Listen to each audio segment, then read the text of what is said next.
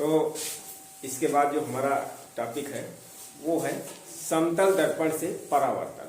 परावर्तन तो हमने तुमको बताया है, कोई किरण आएगी किसी पृष्ठ से टकराएगी, टकरा करके फिर से उसी माध्यम में चली जाएगी, इसको कहते थे परावर्तन। अब हम परावर्तन किसमें समझना है? समतल दर्पण। ये है तुम्हारा समतल दर्पण, जिसमें जो ये सबके घरों में होता है कि नहीं? ये सबके घरों में होता है ये, ठीक है। जगह सबका चेहरा दिखाते हैं।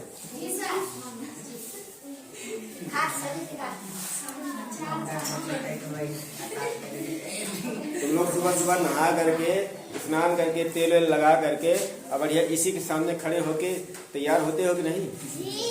इसका नाम सीख लेना। इसका नाम क्या है? समतल दर्पण। इसका नाम क्या है? समतल दर्पण। यहाँ पर लिखते जाएंगे, कोई चीज बतानी होगी तो।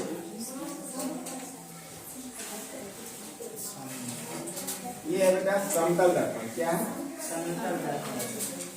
इसका नाम समतल दर्पण है। और गांव में क्या कहते हैं?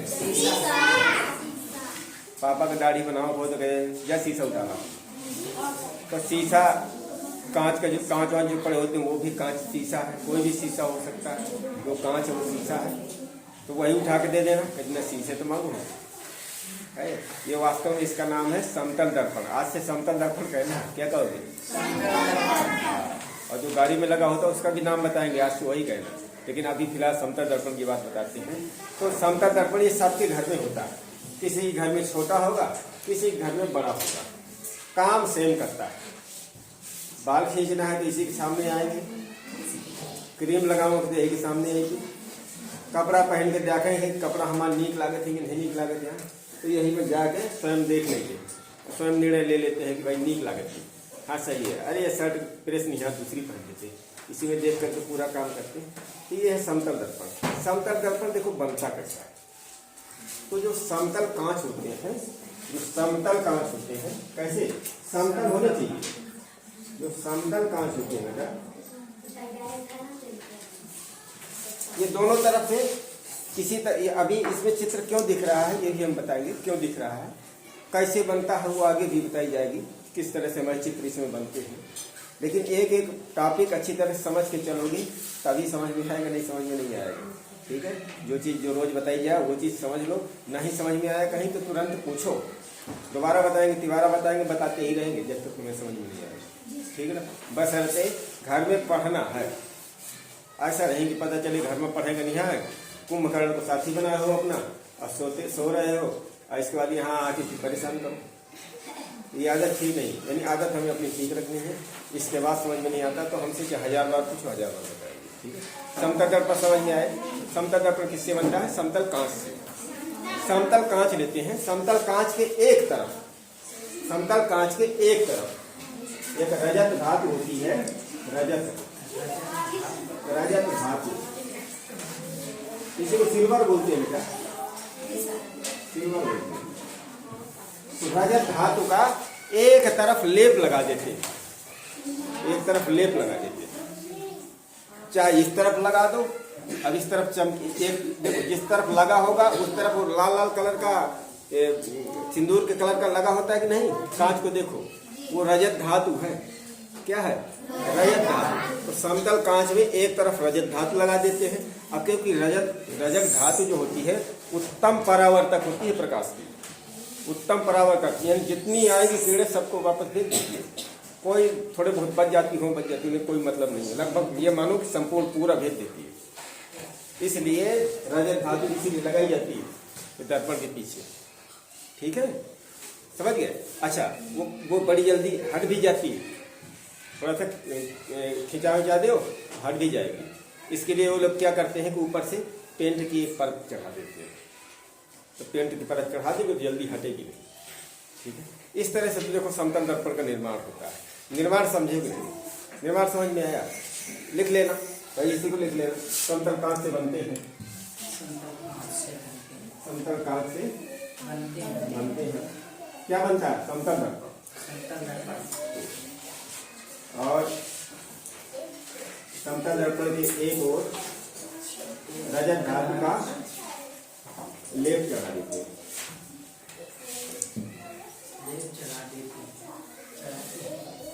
इसके बाद उसको ऊपर से पेंट कर देते हैं। ये बात समझ में?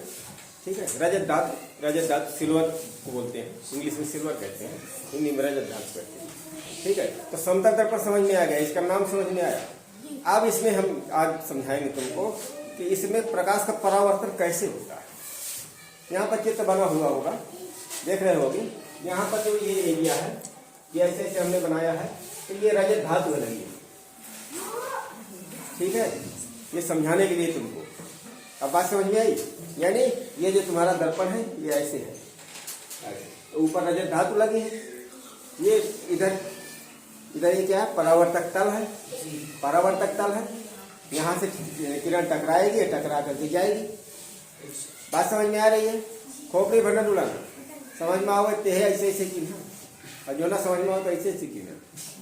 ठीक है। समझ में आ रहा है ना? समझ में आ रहा है सबके? यहाँ दिक्कत हो तो वहाँ बताना। इसका नाम जान गए, इसके पीछे क्या चढ़ा होता है ये जान गए। क्या नाम होता है इसका लक्ष्मी? समतल दर्पण। अब समतल दर्पण नाम लेना, मम्मी पापा पहचाने पाओ चाहे नहीं पहचाने पाओ। ठीक है। हाँ, अब देखो, अब ये नीचे वाला चमकीला भाग, नीचे वाला चमकीला भाग, ऊपर वाला जो पॉलिश चढ़ा हुआ भाग रजत धातु के ऊपर से एक पेंट भी कर देते ताकि वो छूटे ना, ताकि वो छूटे। अब देखो, कोई किरण आई, अभी इसमें एक किरण दी हुई है, एक क्यों दी हुई है? अब इसमें हम इसमें करते हैं तो समतल दर्पण में करते हैं तो देखो, अब देखो यहाँ पर आएगी तुम्हारे बोर्ड में देखो, तुम्हारे बोर्ड में आ गई, बोर्ड में आ गई, और उधर कम जा रही है, उधर उसका व्हाइट बोर्ड से जा रही है, उधर व्हाइट बोर्ड से जा रही है।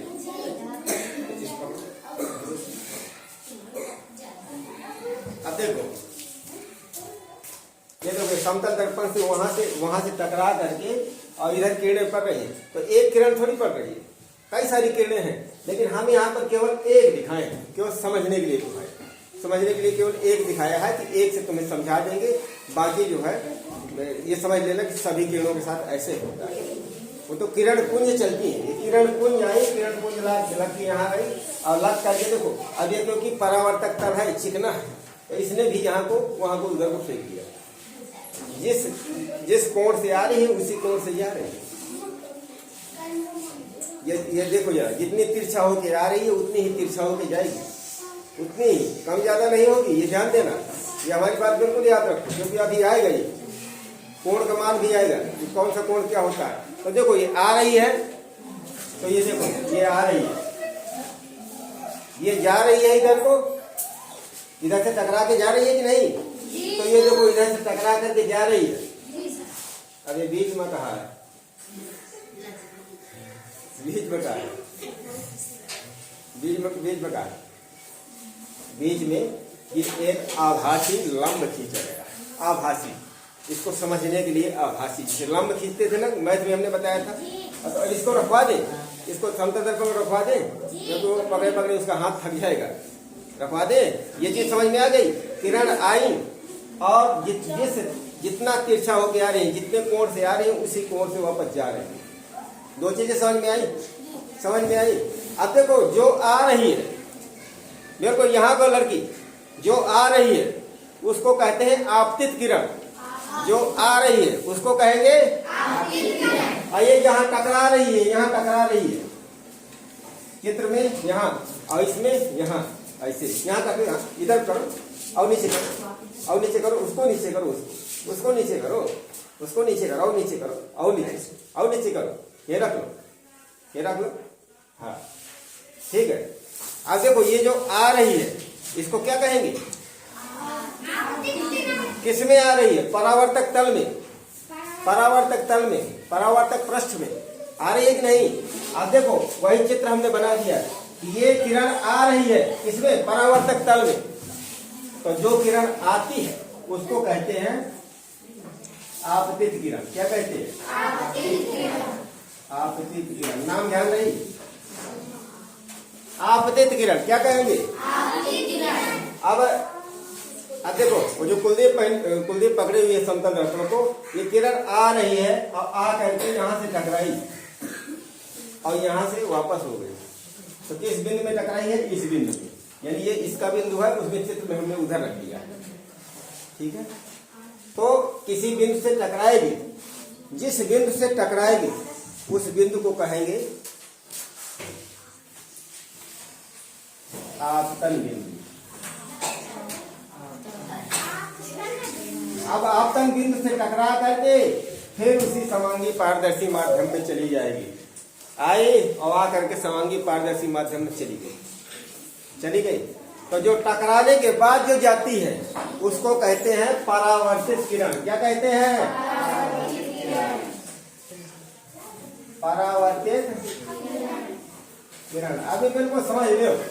और ये परावर्तित किरण और आपतित किरण के बीच में 90 अंश का ये जो लाइन खींची हुई, जो लंब खींचा हुआ, ये समझने के लिए खींचा गया है, समझने के लिए, इनका अध्ययन करने के लिए। ठीक है, इनका अध्ययन करने के, इसको बोलते हैं अभिलंब। क्या बोलते हैं? कितने अंश में खींचा होता है? 90 में। कितने में? 90 अंश में। ठीक है, इसको क्या बोलेंगे? अभिलंब।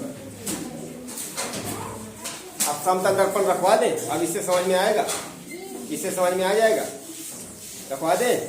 हाँ भैया, इसको एक लोग जाओ, इसको रख के आओ, जाओ, इसको अच्छी तरह स्टाइल में, गिरे नहीं। अभी हमने लिखने के लिए बंद किया था ना कि लिखना नहीं, इनको अलग से सुनाई देता है। अभी यहाँ समझा रहे हैं। आप बताओ जरा कि तीनों शब्द समझ में आए कि नहीं? रियल में बताना। जो किरण आती है उसको क्या कहेंगे? वहां से देख के बोलो ही नहीं, वहां से देख के नहीं बोलना, ऐसे बोलो। जो किरण आएगी उसको क्या कहेंगे? और जिस जगह टकराएगी उस जगह को क्या कहेंगे? आपतन बिंदु। और टकरा करके जो चली जाती है किरण उसको क्या बोलते हैं? परावर्तित। तीनों चीज समझ में आया। अभिलंब क्या होता है? अभिलंब ऐसे 90 डिग्री में खींचा गया अभिलंब है। ठीक है, उसका अध्ययन करने के लिए है अभिलंब। ठीक है, ये बीचों बीच जो एक लाइन खींची हुई है, या ओ सी बोलते हैं इसको, ओ सी नाम रखती है, ओ सी, वो है अभिलंब। अब इधर देखो, फिर से पुनः देखो। अब ए ओ क्या है? आपतित किरण। ए ओ क्या है? ओ बी क्या है? ओ सी क्या है? ओ सी अभिलंब। ओ क्या है? पांचों शब्दावली समझ में आई? समझ में आई? अभी भी समझ में नहीं, गले में दर्द करने लगा है। अब क्या जितना दर्द करने लगे समझा के मन में।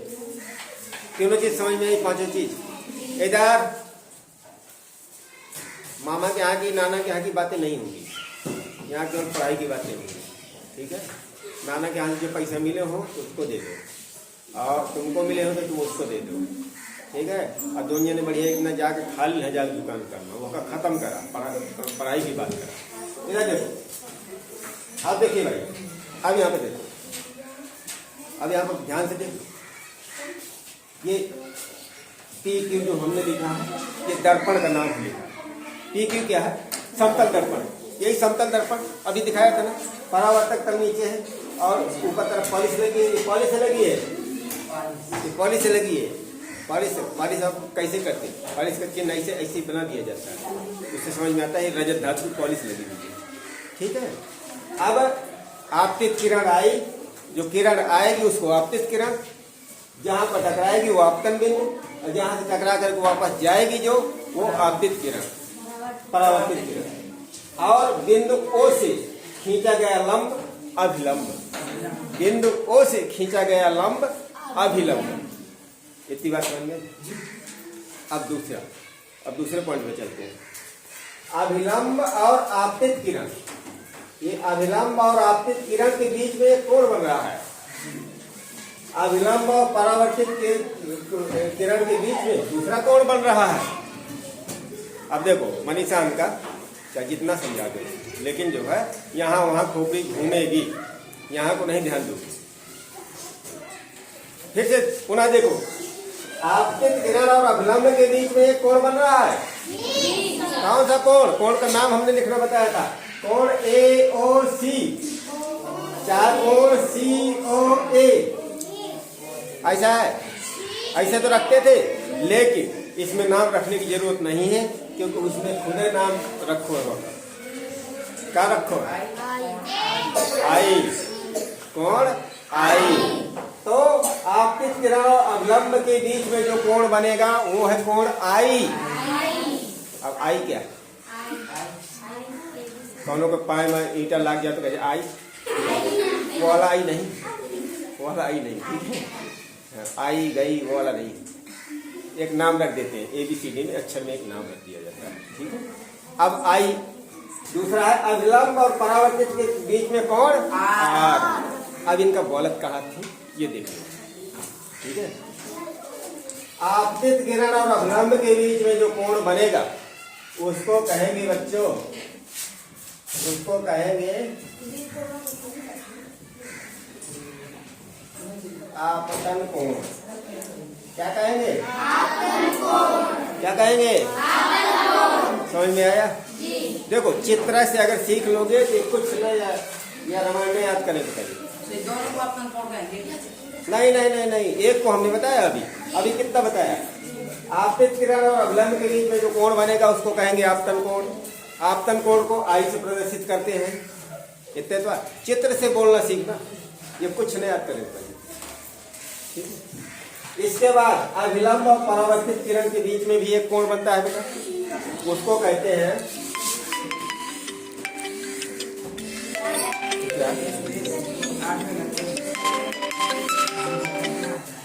हाँ हाँ हाँ,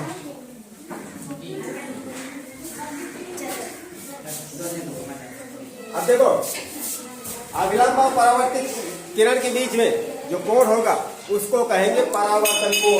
क्या कहेंगे? परावर्तन कोण। परावर्तन कोण को आर से प्रदर्शित करते हैं। किससे प्रदर्शित करते हैं? आर से। और परावर्तन के नियम दो होते हैं। कौन कौन से नियम? देख लो, इधर देख लो। परावर्तन के नियम दो, लिखना नहीं, लिखने के लिए बना किए हैं तो मान जाए करो।